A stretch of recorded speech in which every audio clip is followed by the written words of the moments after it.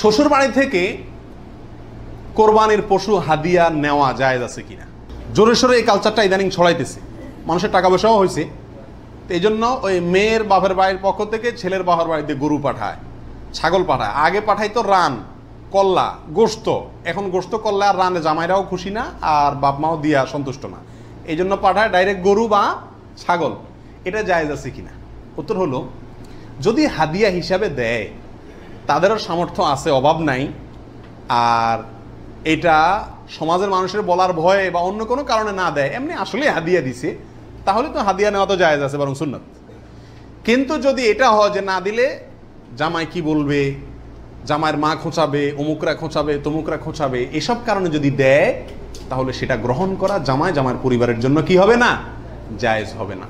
এবং এটা খুবই বাজে একটা কালচার। উচিত তো হলো জামাই বাবা জিয়ে শাশুড়ির জন্য, শ্বশুরবাড়ির জন্য গরু ছাগল পাঠানো, এটা হলো উচিত। কারণ তারা সারা জীবন এই মেয়েটাকে বড় করে লাখ লাখ টাকা ইনভেস্ট করে মানুষ করে আমাকে দিয়ে দিছে। আমি বছরে বছরে একবার করে তাদের একটা গরু ছাগল দিতে পারলে ভালো হয়।